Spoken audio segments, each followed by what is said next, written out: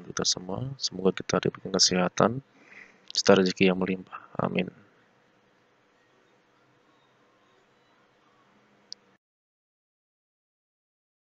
Analisis rasio yang keempat yaitu profitability ratio, di mana mengukur kemampuan perusahaan untuk menghasilkan laba dengan menggunakan sumber yang dimiliki perusahaan seperti aktiva, modal, atau penjualan perusahaan.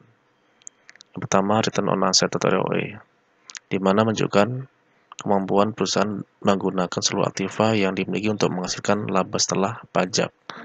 Rasio ini penting bagi pihak manajemen untuk mengevaluasi efektivitas dan efisiensi manajemen perusahaan dalam mengolah seluruh aktiva perusahaan.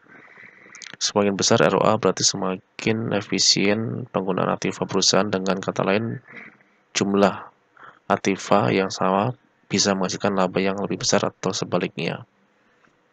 Ini paling sering digunakan analis untuk melihat bagaimana perusahaan menghasilkan laba dengan ROA.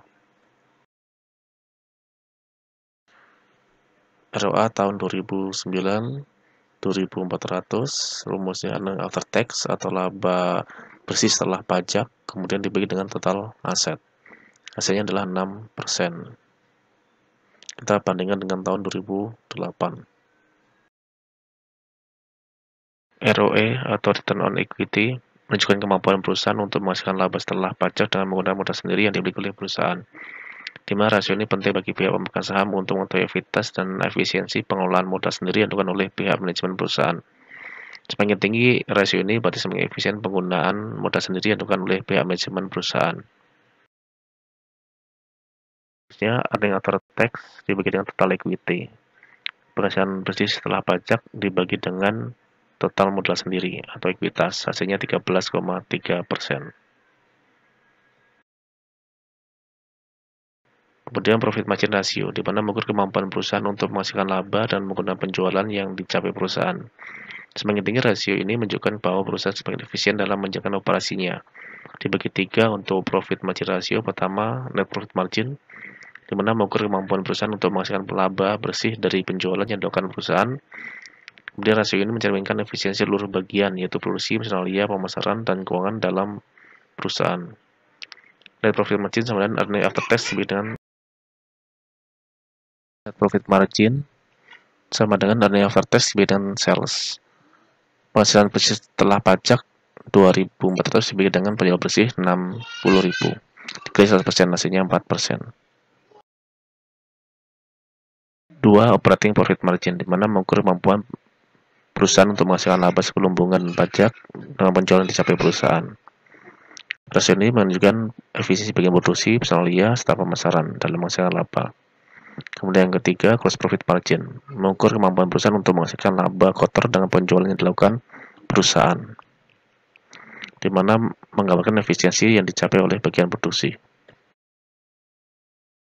Profit margin, di mana earning before interest and tax adalah laba bersih sebelum bunga dan pajak dibagi dengan sales atau penjualan. Hasilnya adalah 8,8%. Profit margin, di mana gross profit dibagi dengan sales. Profit ini dihitung dari penjualan dikurangi HPP. Di sini belum ada HPP-nya untuk laporan keuangannya.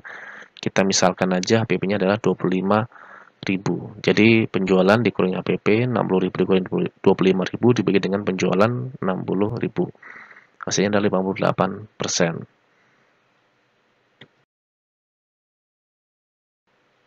Basic earning power, di mana mengukur kemampuan perusahaan untuk menghasilkan laba sebelum bunga dan pajak menggunakan total aktiva yang dimiliki perusahaan. Kata rasio ini mencerminkan efektivitas efisiensi pengelolaan seluruh investasi yang telah dilakukan oleh perusahaan. Semakin tinggi rasio ini, semakin efektif dan efisien pengelolaan seluruh aktiva yang dimiliki perusahaan untuk menghasilkan laba sebelum bunga dan pajak. For interest and tax atau EBIT dibagi dengan total aset. Hasilnya adalah 13,3%. Market value ratio. Rasio ini terkait dengan penilaian kinerja saham perusahaan yang diperdagangkan di pasar modal atau publik. PER atau Price ratio mengukur bagaimana investor menilai prospek pertumbuhan perusahaan di masa yang akan datang dan tercermin pada harga saham yang bersedia dibayar oleh investor untuk setiap rupiah laba yang diperoleh perusahaan. Semakin tinggi rasio ini menunjukkan bahwa investor mempunyai harapan yang baik tentang perkembangan perusahaan di masa yang akan datang, sehingga untuk pendapatan per saham tertentu investor bersedia membayar dengan harga yang lebih mahal. Sebelum menghitung PER, kita hitung dulu EPS-nya. EPS sama dengan EAT dibagi dengan jumlah lembar saham yang dimiliki perusahaan. Jadi EAT-nya adalah laba bersih setelah pajak, kemudian jumlah lembar sahamnya adalah 1 juta, seperti di modal sendiri 1 juta lembar saham, kemudian kita hitung 2,4 miliar dari mana? Dari 2.400 di situ dalam juta rupiah, jadi 2,4 miliar dibagi 1.000 lembar. Hasilnya adalah 2.400 per lembar. Baru kita bisa menghitung PER atau present ratio, di mana market price per share atau harga saham di pasar kita ilustrasikan 4.650. Jadi 4.650 dibagi dengan EPS atau 2.400 hasilnya 1,9 kali. Dividen yield atau hasil dividen, di mana rasio ini mengukur berapa besar tingkat keuntungan berupa dividen yang mampu dihasilkan dari investasi pada saham. Semakin tinggi rasio ini berarti semakin besar dividen yang mampu dihasilkan dengan investasi tertentu pada saham. Kemudian ketiga, dividen payout ratio atau DPR atau rasio pembayaran dividen, di mana mengukur berapa besar bagian laba bersih setelah pajak yang dibayarkan sebagai dividen kepada pemegang saham. Di mana semakin besar rasio ini berarti semakin sedikit bagian laba yang ditahan untuk membelanjai investasi yang dilakukan oleh perusahaan. Per share sama dengan dividen dibagi dengan jumlah lembar per saham. Jadi pertama kita hitung dividen per share dulu. Dividennya adalah 1,6 miliar dibagi dengan 1 juta lembar. Hasilnya adalah Rp1.600 per lembar. Jadi dividennya adalah Rp1.600 per lembar. Dan yieldnya adalah 1.600 dibagi dengan 4.650, 0,34 kali.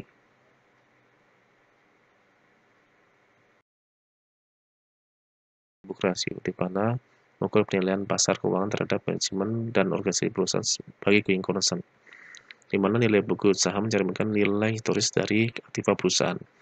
Perusahaan yang dikelola dengan baik dan beroperasi secara efisien dapat memiliki nilai pasar yang lebih tinggi daripada nilai buku aset.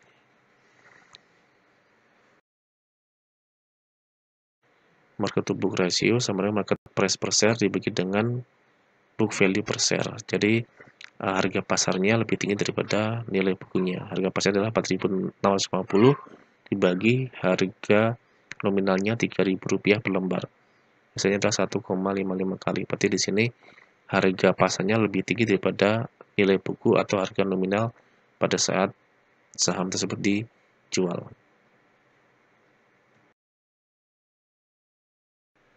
Terima kasih, itu saja materi yang dapat saya sampaikan, semoga bermanfaat. Jadi untuk materi analisa laporan keuangan selesai dengan analisa yang kelima atau market value ratio. Semoga bisa dipelajari materi ini karena ini akan sangat berguna sekali pada saat teman-teman membuat skripsi. Karena sebagian besar mahasiswa yang saat ini sudah mulai beralih untuk konsentrasi ke manajemen keuangan. Dan rata-rata judul yang digunakan adalah manajemen keuangan adalah analisa rasio keuangan. Semoga materi ini dapat membantu teman-teman untuk menyusun laporan keuangan serta menilai laporan keuangan, dan nanti teman-teman bisa menjadi gambaran untuk membuat skripsi. Dengan manajemen keuangan, maka data sekunder itu akan mudah sekali untuk kita analisa dan biasanya skripsi akan mudah selesai dalam waktu yang singkat. Sekian dari saya, terima kasih. Wassalamualaikum warahmatullahi wabarakatuh.